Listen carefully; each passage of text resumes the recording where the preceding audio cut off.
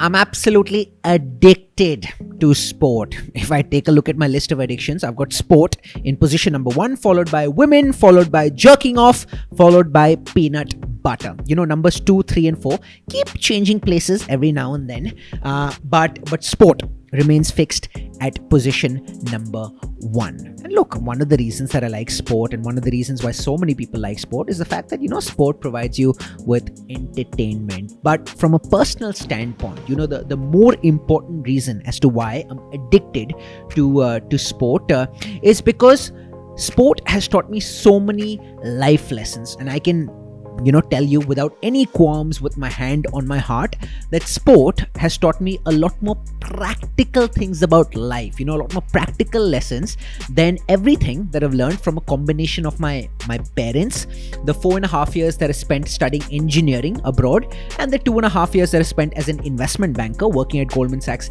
in New York City. Mummy, Papa, please maaf kar dena. I still love you. And dekho boss, I'm not even talking about lessons that I've learned through playing sport. I tried my hand at playing sport, but very soon I became a lazy and a fat fuck who preferred spending time in the kitchen to spending time on the playing field. So look, I'm just talking about watching sport and observing athletes, observing the best of sports persons in action. So what's the biggest lesson that I've learned from sport? The biggest lesson, by far the biggest lesson that I've learned from sport is to never give up.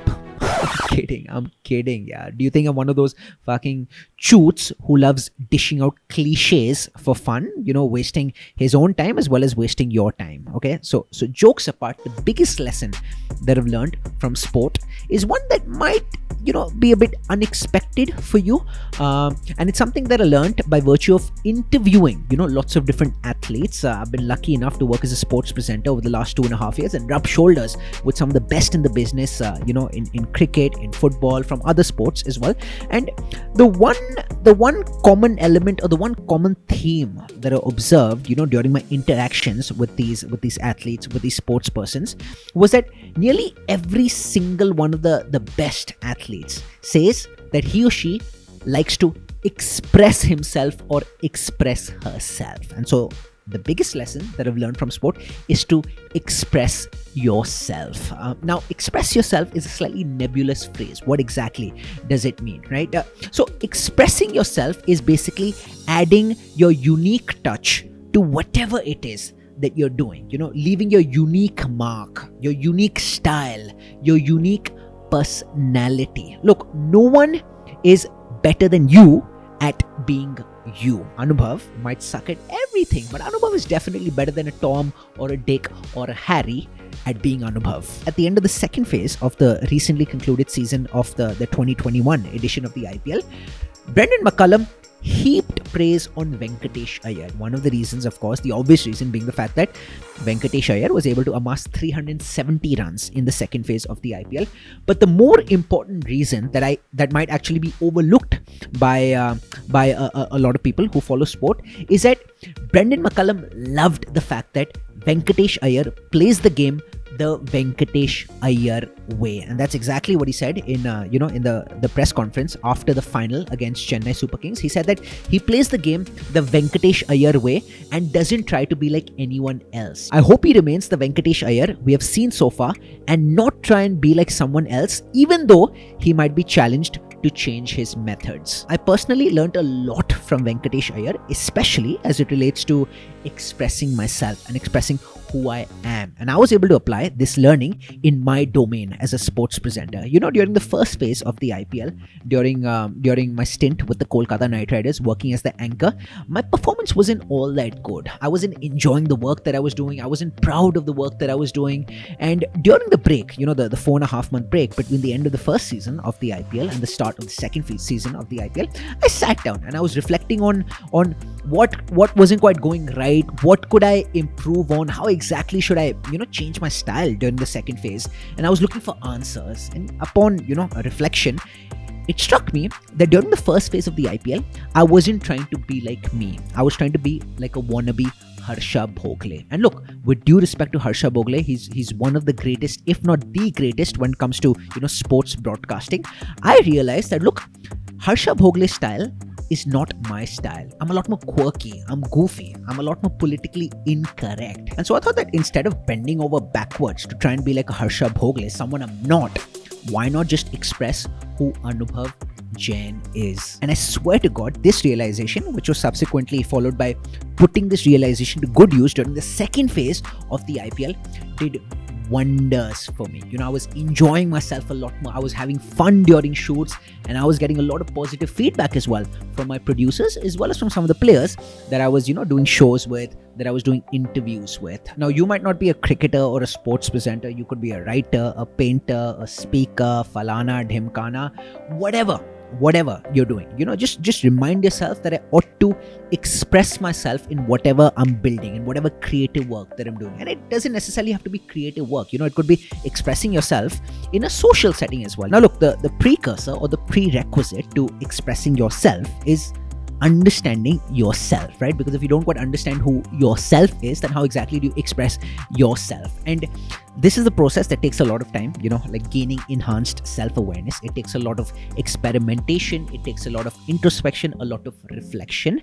But over time, as you keep chipping away at this process, you will start to learn about your unique style, your unique personality. And you'll know that you're expressing yourself whenever that expression of yours comes naturally to you. It seems natural to you. It seems authentic to you. It seems 100% organic to you. Even if you understand yourself, you might be too afraid to express yourself when you lack self-worth, when you lack self-esteem. Now, self-esteem, as defined by some of the sages, is simply the reputation that you have with yourself. So if you got a poor reputation with yourself, you won't feel confident enough or worthy enough to actually express yourself. You'll feel like stifling your personality. You'll feel like hiding yourself as opposed to presenting yourself and presenting your nature and your personality. Now, if that's the case for you, then I think you should definitely work on propping up your self-worth, propping up your self-esteem. Identify what's your biggest source of anxiety, what's your biggest source of insecurity, what actually undermines your confidence,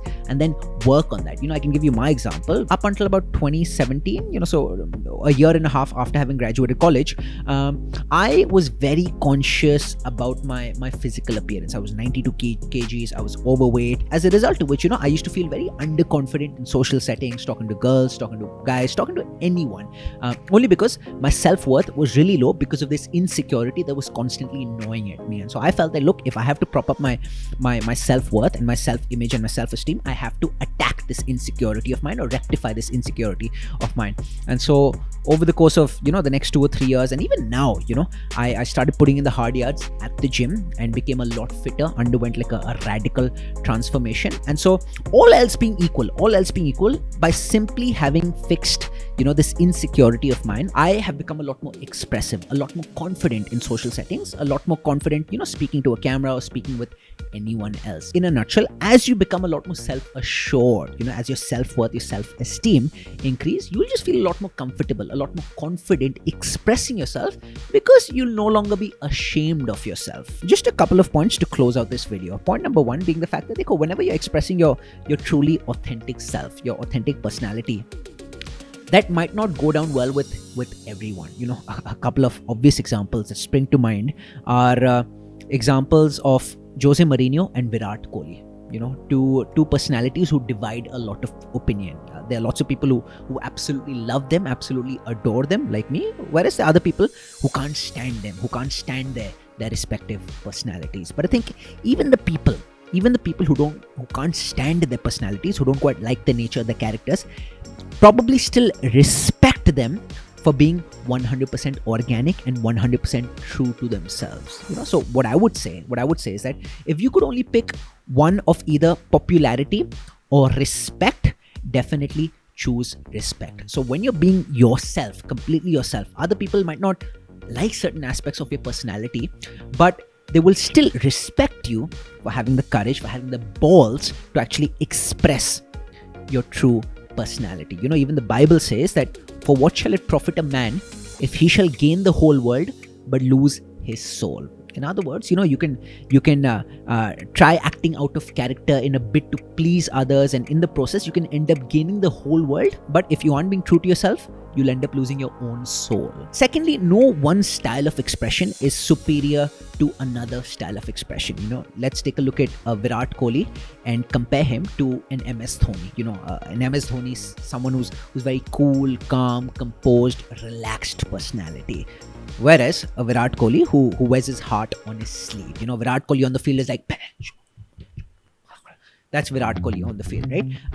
But both are equally effective, and no one style is superior to the other. And so express whatever style seems natural to you, as opposed to trying to imitate someone else's style, thinking that iska style zyada superior hai compared to mera style ya compared to kisi aur ka style. I'm going to conclude proceedings by saying that always look to express and not impress. That's what the best of writers do as well. They write to express as opposed to writing to impress. If you try too hard to actually impress, you just come across as a try-hard. You'll come across as someone who's phony, who's a sycophant. On the other hand, whenever you're expressing, even though you aren't trying to impress, by virtue of you expressing who you truly are, you'll end up impressing. And so moral of the story, just go out there, express yourself, and have fun. Cheers.